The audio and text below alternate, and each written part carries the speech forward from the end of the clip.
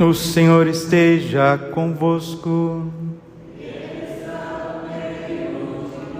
Proclamação do Evangelho de Jesus Cristo segundo João. Naquele tempo, Pedro virou-se e viu atrás de si aquele outro discípulo que Jesus amava, o mesmo que se reclinara sobre o peito de Jesus durante a ceia, e lhe perguntara: Senhor, é que te vai te entregar? Quando Pedro viu aquele discípulo, perguntou a Jesus: Senhor, o que vai ser deste? Jesus respondeu: Se eu quero que ele permaneça até que eu venha, o que te importa isso? Tu segue-me. Então correu entre os discípulos a notícia de que aquele discípulo não morreria. Jesus não disse que ele não morreria, mas apenas: se eu quero que ele permaneça até que eu venha, que te importa? Este é o discípulo que dá testemunho dessas coisas e que as escreveu, e sabemos que o seu testemunho é verdadeiro. Jesus fez ainda muitas outras coisas, mas se fossem escritas todas, penso que não caberiam no mundo os livros que deveriam ser escritos. Palavra da salvação. Ave Maria, cheia de graça, o Senhor é convosco. Bendita sois vós entre as mulheres, bendito é o fruto do vosso ventre, Jesus. Santa Maria, Mãe de Deus, rogai por nós, pecadores, agora e na hora de nossa morte. Vinde, Espírito Santo, vinde por meio da poderosa intercessão do Imaculado Coração de Maria, vossa amadíssima esposa. Podemos sentar um pouquinho. Jesus, manso e humilde de coração, fazei o nosso coração semelhante ao vosso. Concluímos o Evangelho de São João nesse belíssimo tempo pascal. São João é mais teológico, enquanto Mateus, Marcos e Lucas, eles referem-se muito à vida pública de Jesus, às suas ações, às suas parábolas. São João, ele é o teólogo da Santíssima Trindade. Ele fala das coisas mais profundas, às vezes até mais místicas, difíceis da gente entender assim de primeira. Mas com o Espírito Santo, e o Evangelho é palavra de Deus, ela vai iluminando a gente por dentro.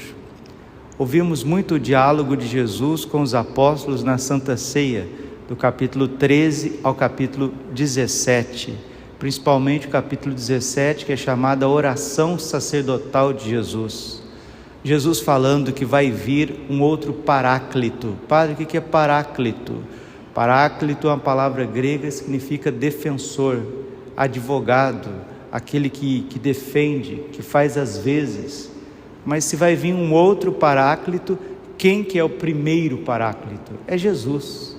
Jesus se encarnou, Jesus veio a esse mundo para te defender do pecado. E o pecado em nós, ele tem uma tríplice dimensão: concupiscência dos olhos, concupiscência da carne e soberba da vida.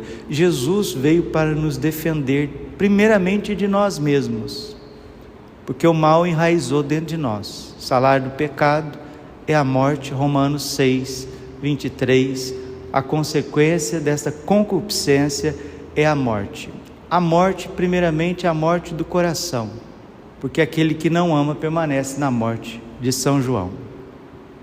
Então, Jesus veio nos devolver a graça de amar a Deus, amar a nós mesmos, amar o próximo, amar até os inimigos, e veio nos defender da carne. Quando fala carne aqui, é da alma concupiscível, a alma que busca prazeres em detrimento daquilo que é a ordem do Criador. Isso que chama-se carne, tanto na linguagem paulina quanto joanina, viu? Não ache que carne é a mão, o braço, o pé, os órgãos genitais. Não. Carne aqui é a alma que ela está desconfiada de Deus e se volta às criaturas de forma desordenada. Isso que é carne no Novo Testamento. Não confunda as coisas, né? É a alma carnal. Depois, defender do mundo. O mundo com os seus maus exemplos, com a sua idolatria, com o seu imperialismo. No mundo sempre tem gente que quer ser o dono do mundo, né? Todas as épocas lá, o faraó queria ser o dono do mundo, Alexandre o Grande queria ser o dono do mundo, Nabucodonosor o dono do mundo. Aí coloca a política deles, coloca a religião deles e começa a escravizar todo mundo. Hoje não tem mais imperador, padre. Imperialismo foi embora? Não, está cheio por aí, né? Cada vez mais a sociedade tem menos liberdade e as pessoas querem dominar o mundo. Nós estamos à beira de um terceiro conflito mundial, porque tem gente que quer dominar, o outro não quer deixar, né? Então o mundo está aí com os seus reis, com as suas regras, com as suas escravidões, mas o mundo também que faz nos nossos bairros, na nossa família, né? Essa distração do mundo que não tem fim, né? Esporte, música e trânsito e dinheiro e sistema financeiro e come, e bebe e vai para festa, não sei o quê. Por isso que São Tiago diz na sua carta, né? Tiago capítulo 4, versículo 4: amigo do mundo, inimigo de Deus. Coragem, eu venci o mundo. Jesus venceu esse sistema anticrístico e os mártires também venceram e os santos também venceram. 1 João capítulo 5, versículo 5: esta é a vitória que vence o mundo, a vossa fé. Quem crer já possui, já vai possuindo o amor de Deus em si mesmo. Por isso vence o mundo, por isso vence a carne e por isso vence o maligno. O mundo jaz sobre o poder do maligno. 1 João capítulo 5, versículo 19. Padre, mas então a gente tem que vencer constantemente esses três inimigos da alma, que é a carne, o mundo e o diabo? Sim, Jesus venceu os três, porque a sua encarnação, ele assume a natureza privada totalmente do pecado. Jesus é imaculado, ele nasce da Imaculada e vai nos dar a vitória dentro de nós, na nossa natureza humana. Jesus restaura a natureza humana, vence o mundo porque ele é rei e pisa a cabeça da serpente, desmascara o maligno. Por isso, quem é de Cristo, quem está com Cristo, pode dizer com São Paulo: somos mais que vencedores na força daquele que nos amou. Mas por que a gente não sente essa vitória? Por que a gente não sente essa alegria? Porque a gente ainda não aprendeu a viver intimamente com nosso Senhor Jesus Cristo. A igreja vai colocando para nós o Evangelho de São João, e São João vai nos entregando ao Pentecostes. Hoje encerrou esse tempo de leitura bíblica do Evangelho com essas palavras. Evangelho de São João, capítulo 21, versículo 24 e 25. Este é o discípulo que dá testemunho dessas coisas e que as escreveu, e sabemos que o seu testemunho é verdadeiro. Jesus fez ainda muitas outras coisas, mas se fossem escritas todas, penso que não caberiam no mundo os livros que deveriam ser escritos. Jesus fez muita coisa na tradição, naquilo que não está relatado na Sagrada Escritura, nas Sagradas Escrituras, mas ele fez, ele ensinou, e essa tradição viva dos apóstolos nos deu o Novo Testamento. E o Novo Testamento, ele deve ser protegido, o Antigo e o Novo Testamento e a Sagrada Tradição, pelo Sagrado Magistério, Mas mesmo com as falhas de Pedro, Jesus não abandona a sua igreja. Guarda isso no coração.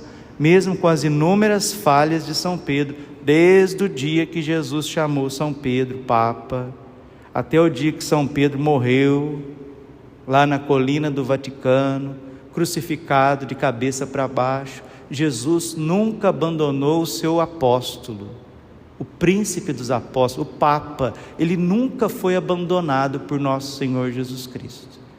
Agora nós fiéis, nós que lutamos para ser de Deus, a gente tem que colocar uma coisa na nossa cabeça e no nosso coração. Padre, o que é Pentecostes? Pentecostes é o dom do amor de Deus que é derramado no nosso coração. Ah, Padre, então agora nós vamos fazer um grupo de oração, nós vamos rezar o cenáculo lá em casa e vai acontecer um Pentecostes. Sim e não. Você pode participar de qualquer grupo de oração no planeta Terra e receber o Espírito Santo com muita força. Você pode rezar um cenáculo muito bem rezado e receber o Espírito Santo com muita força, mas isso ainda não é o Pentecostes que Deus quer fazer. Mas então explica para nós, Padre, qual que é o Pentecostes que Deus quer fazer?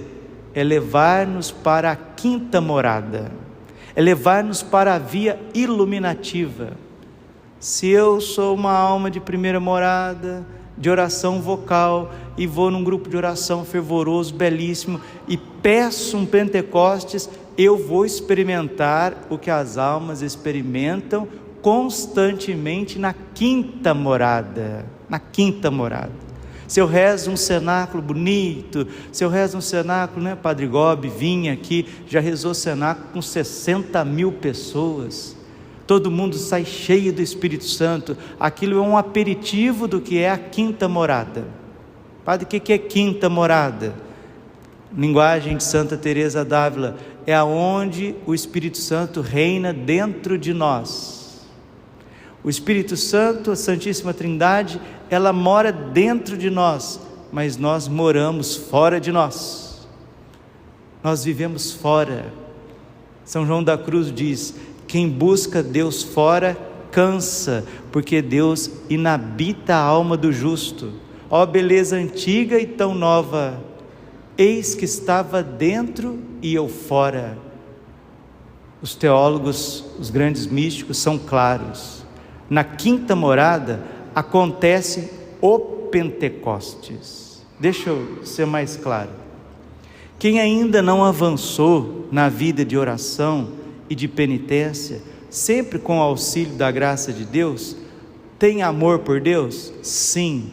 Primeira e segunda morada é um amor de esforço, um amor muito defeituoso.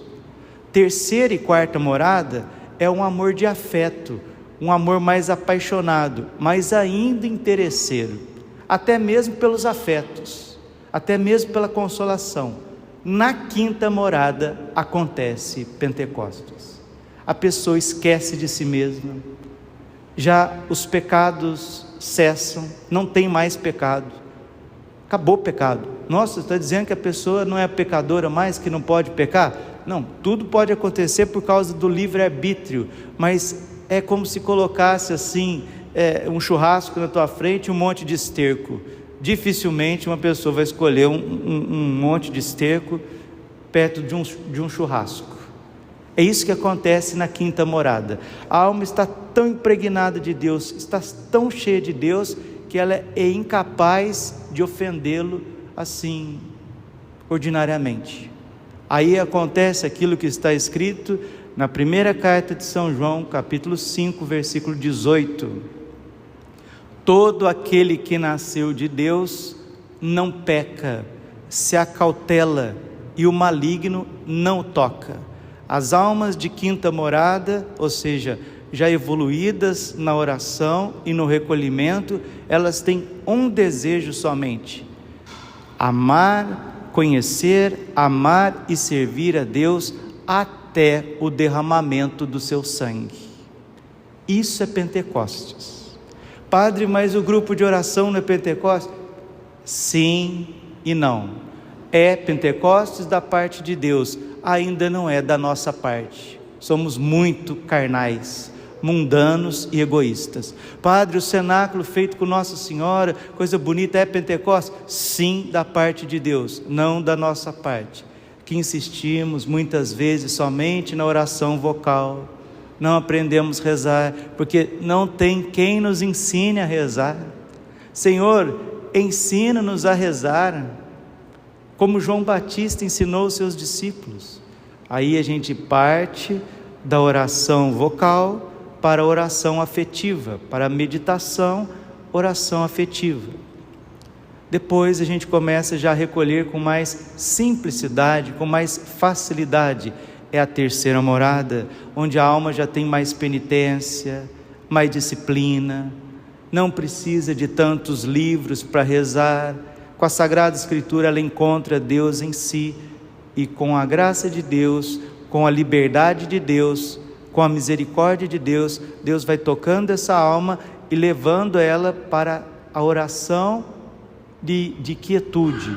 Primeiro, um recolhimento infuso da quarta morada, e é próprio do Pentecostes um recolhimento, uma quietude, uma oração que vai no profundo, onde Deus habita.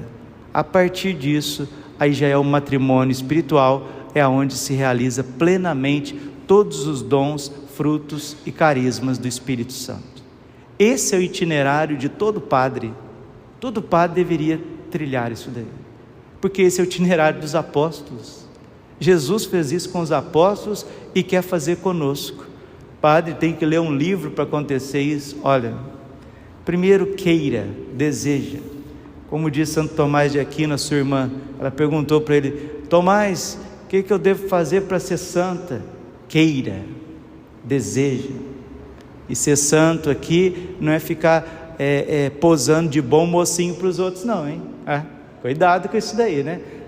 Eu vou posar de bom mocinho, sou boa mocinha, bom mocinho.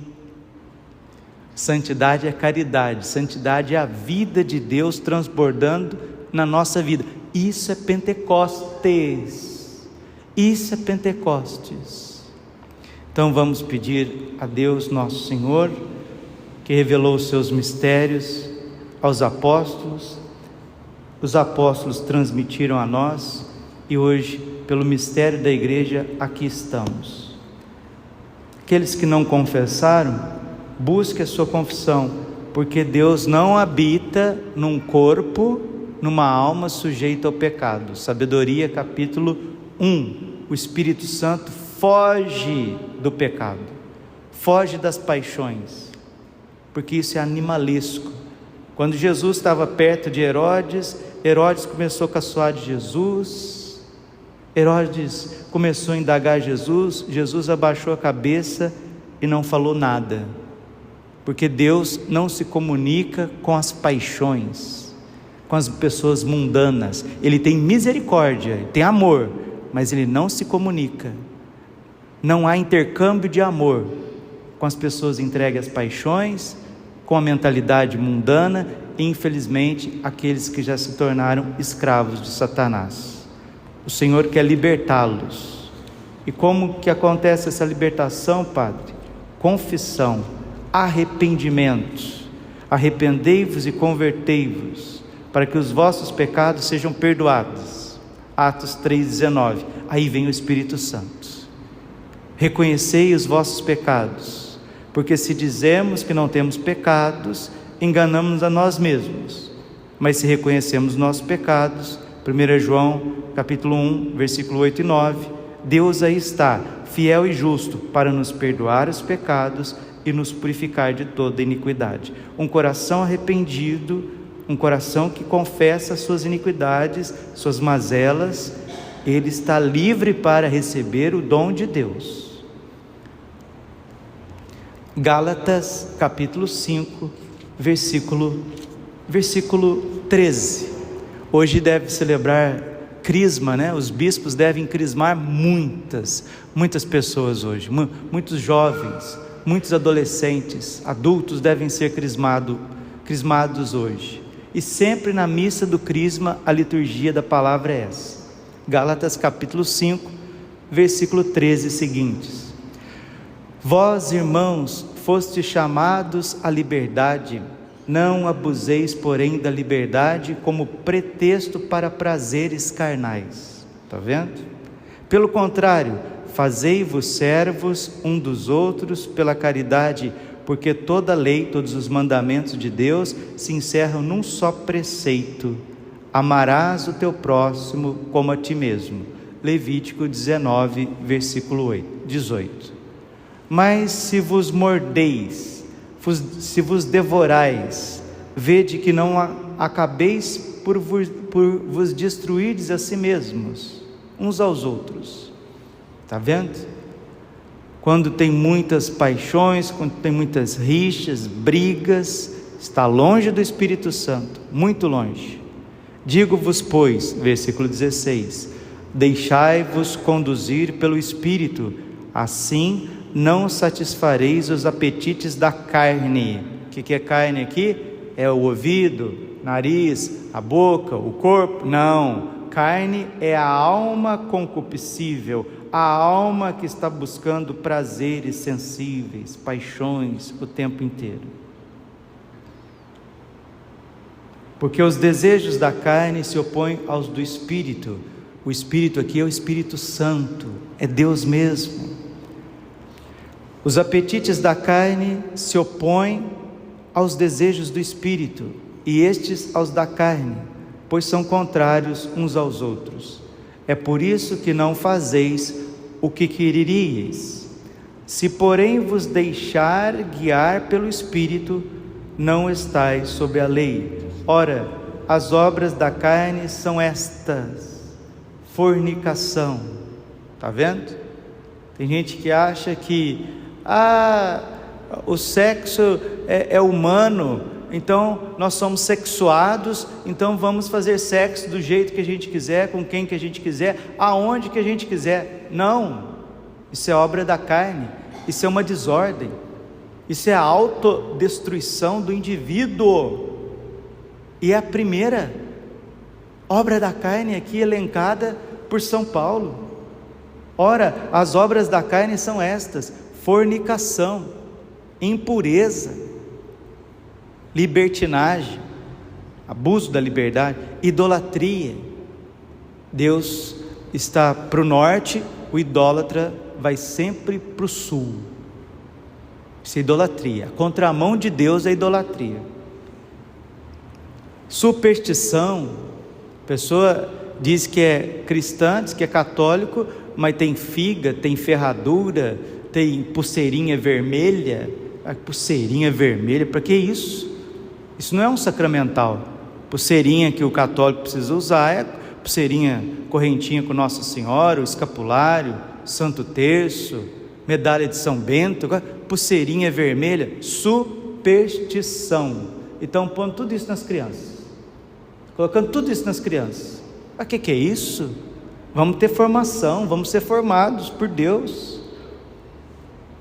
Idolatria, superstição, inimizades, brigas, ciúmes, ódio. Esse aqui é próprio de quem está na frente das coisas da igreja.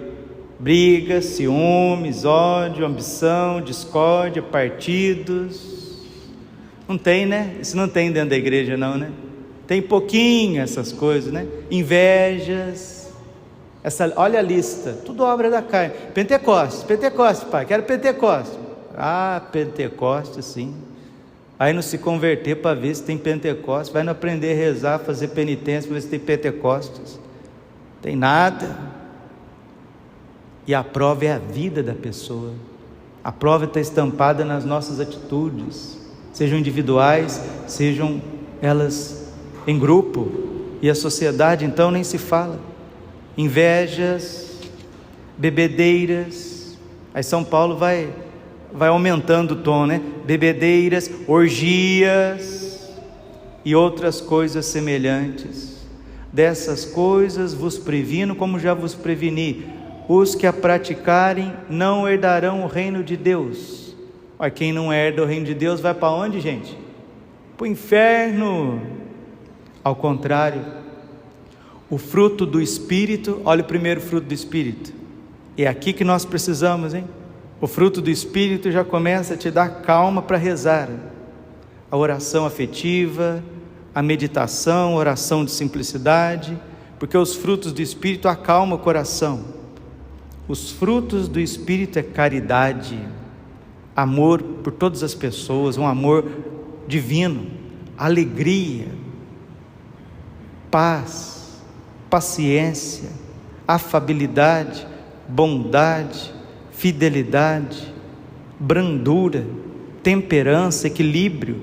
Contra estas coisas não há lei, pois os que são de Jesus Cristo, versículo 24, crucificaram a carne com as paixões e concupiscências. Versículo 25, se vivemos pelo Espírito, andemos também de acordo com o Espírito. Olha que lindo, se vivemos pelo Espírito, se comungamos na graça de Deus, se rezamos, se meditamos, se recebemos todos os dias o dom da misericórdia, através da oração, da caridade, se somos moradas do Espírito Santo, e somos, então andemos, nos comportemos, olhemos conforme o Espírito, ouçamos conforme o Espírito, cheiramos conforme o Espírito, comemos conforme o Espírito, tocamos conforme o Espírito, estudemos conforme o Espírito, rezemos conforme o Espírito, imaginemos conforme o Espírito. Isso é Pentecostes, isso é santidade. Ai, padre, mas parece que mais que o senhor prega, e tantos pregadores que tem por aí, mas parece que está difícil para resolver a questão do mundo, né? Vou passar essa pregação para o meu patrão, padre, para o meu amigo, para minha esposa, para meus filhos. Tomara que ouça mesmo, porque a palavra de Deus tem um poder tremendo. Mas Nossa Senhora, que é esposa do Espírito Santo, rainha dos apóstolos, ela tem preparado para nós um grande triunfo. E eu termino essa nossa reflexão, às vésperas de Pentecostes, com a mensagem que Nossa Senhora deu ao padre Stefano Gobbi no dia 4 de junho de 1995, na Suíça, em Vacalo, na Suíça, num cenáculo rezado com este santo sacerdote. O título é Línguas de Fogo. O que nós precisamos esforçar para fazer, todos individualmente, Deus preparará um presente para a humanidade, que é um novo derramamento do Espírito Santo. Então já que Deus vai derramar o Espírito Santo, não precisa fazer nada não. Aí, quando o Espírito Santo vier, você já morreu e está no inferno. Se você não confessar, se você não comungar, se você não fizer bem a sua oração, o seu terço, aprender a rezar, com recolhimento, esse é o caminho das pedras. Esse novo Pentecostes, o que será isso? Isso é Deus que sabe, que a gente sabe que vai ser feito algo extraordinário para a renovação desse mundo, a gente sabe, porque se Deus não fizer isso, tudo acaba, e acaba mesmo. Então eu vou cruzar os braços? Não, nós vamos pelo caminho ordinário, esperando uma intervenção maravilhosa de Deus. Nossa Senhora diz assim: reunidos aqui no extraordinário cenáculo de oração, feita comigo, filhos prediletos, celebrais hoje a solenidade de Pentecostes. Eu encontrava-me recolhida com os apóstolos e os discípulos no cenáculo de Jerusalém, quando aconteceu o prodígio da descida do Espírito Santo sob a forma de línguas de fogo, e vi com alegria o milagre da sua completa transformação. De tímidos e medrosos que eram, saíram do cenáculo como corajosas e intrépidas testemunhas de Jesus Cristo e do seu Evangelho. Está vendo aqui?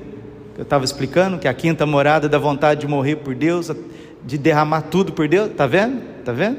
Tá bom. Olha a perfeição da Igreja Católica. Maravilha. Por isso que o livro azul ele era abençoado pelo Papa João Paulo II, Bento XVI, Papa Francisco, porque a teologia aqui é a teologia da igreja.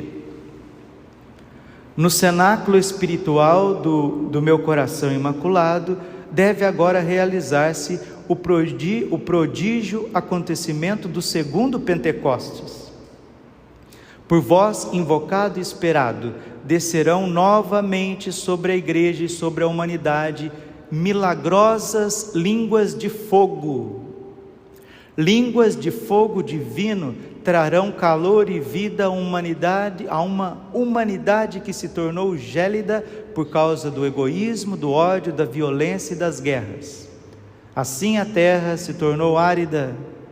Abrir-se-á ao sopro do Espírito de Deus, que a transformará num novo e maravilhoso jardim, onde a Santíssima Trindade colocará a sua morada habitual em vós. Olha que coisa mais linda, olha como que está em consonância com os doutores da igreja.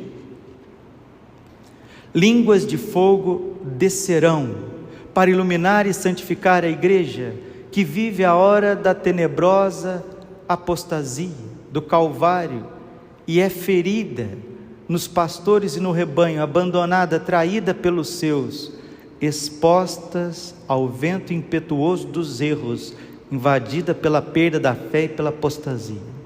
O fogo divino, o fogo do Espírito Santo, cura-la-á de todas as doenças, purificá-la-á de todas as manchas e de toda a infidelidade, revesti-la-á de beleza, nobreza, recobri-la-á com o seu esplendor, de modo a poder reencontrar toda a sua unidade e a sua santidade. Então ela dará ao mundo o seu pleno, universal, perfeito testemunho de Jesus. Ninguém se entrega a Deus, ninguém morre por Jesus pela igreja, se não receber esse Pentecostes. O resto é só covardia, interesses, paixões, desordens e muitas vezes boa vontade, mas não tem força. Agora, com o Espírito Santo, com esse derramamento da graça nos corações, nós morremos felizes por Jesus, como os mártires fizeram. E nós nos sentimos realizados, viu?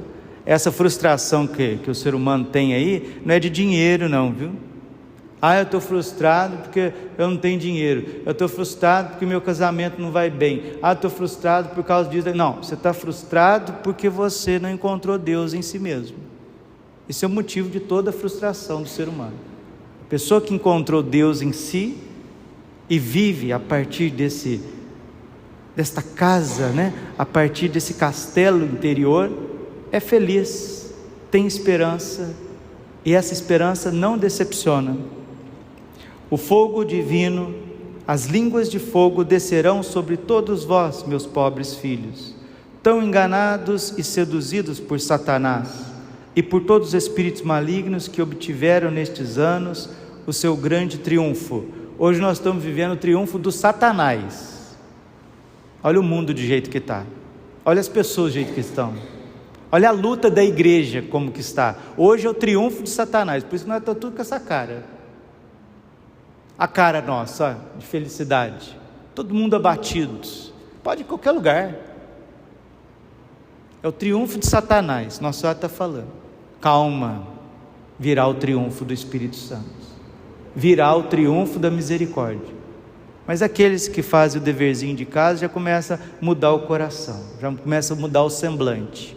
Que seja você e eu. Línguas de fogo descerão sobre vós, meus pobres filhos.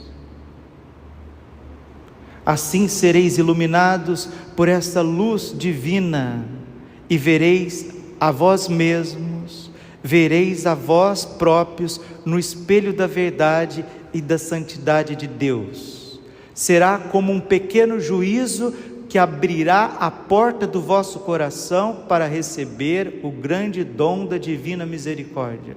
O pessoal pergunta para mim: padre, esse aviso, esse negócio, esse aviso, iluminação das consciências, isso é verdade, padre?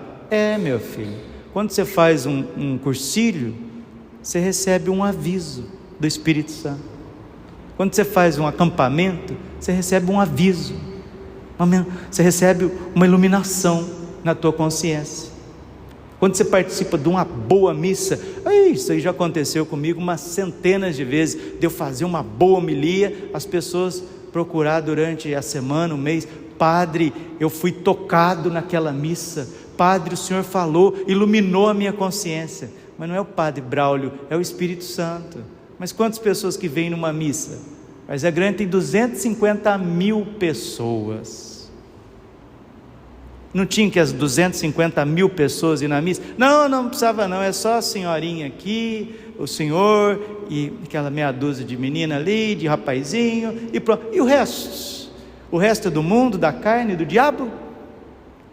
Isso que é o aviso é isso, é derramar para a cidade inteira o que você está recebendo aqui nessa missa, derramar para o mundo inteiro o que a pessoa recebe num cursilho, num acampamento da época do Padre Jonas, o Espírito Santo vindo, aquelas pessoas se arrependendo. Olha gente, diante dos fatos não tem contra-argumentos.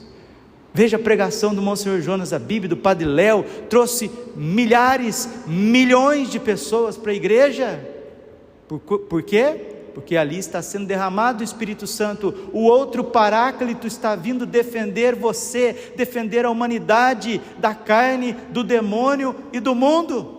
É isso que a Virgem está dizendo: assim sereis iluminados por essa luz divina e vereis a vós próprios no espelho da verdade e da santidade de Deus. São Paulo, quanto no caminho de Damasco, caiu por terra, ele se viu nesta luz divina, ele viu o homem mau, concupiscível que ele era, ele queria amordaçar a religião, ele era um servo de Satanás, Saulo de Tarso, e se levantou um homem humilde, abrandado, recebeu um Pentecostes na alma, e fez tudo o que fez. Será que é difícil a gente compreender isso?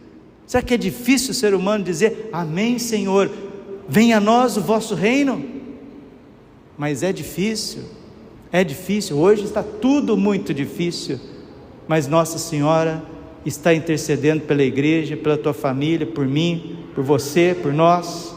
Assim sereis iluminados como foi Saulo no caminho para Damasco, assim sereis iluminados por esta luz divina e vereis a vós próprios no espelho da verdade e da santidade de Deus. Um pequeno juízo particular. É isso que acontece em grandes acampamentos, grandes retiros. A gente passa aquilo lá dói, aquela dor contrita, mas que tem esperança na misericórdia, e isso é mudança de coração e de vida. Será como um pequeno juízo que abrirá a porta do vosso coração para receber o grande dom da divina misericórdia. Quem não reconhece a si mesmo, não reconhece a Deus. Deus é manso, Deus é justo, Deus não nos violenta. Então o Espírito Santo realizará o novo milagre da transformação universal dos corações, e na vida de todos os pecados converter-se-ão, os pecadores, os fracos encontrarão amparo, os doentes obterão a cura, os afastados voltarão para a casa do Pai, a unidade que Jesus sempre quis, que todos sejam protestantes, ortodoxos, católicos, voltarão para a casa do Pai, a Santa Igreja de Deus, católica e apostólica, una. Os separados e os divididos alcançarão a plena unidade. Deste modo, cumprir-se-á o prodígio do segundo Pentecostes. Este acontecerá com o triunfo do meu coração imaculado no mundo. Só então vereis como as línguas de fogo do Espírito de amor renovarão o mundo inteiro, que será completamente transformado pela maior manifestação da divina misericórdia. Por isso vos convido a passar este dia reunidos em oração comigo, Mãe de Misericórdia, na esperança e na ansiosa espera do segundo Pentecostes que já se aproxima. Padre, quando que vai ser esse fenomenal prodígio? Não sei. Só sei que se você começar a dizer não para a televisão, para a tela, para a comida, para a bebida, para a raiva, para a bateção de boca, para a distração, e começar a rezar de verdade, você está mais próximo desse Pentecostes. E mais pessoas fazendo isso, nós aproximamos esta graça de Deus para um mundo que infelizmente está chegando no auge, no ápice da sua podridão. Que Deus tenha misericórdia de nós, que esse final de semana, sábado, véspera de Pentecostes, amanhã domingo de Pentecostes, milhares de missas sendo celebradas ao redor do mundo, apresse a renovação dos corações e da face da terra. Glória ao Pai, ao Filho e ao Espírito Santo, como era no princípio, agora e sempre, por todos os séculos dos séculos. Amém. Imaculado Coração de Maria, confiança, saúde e vitória.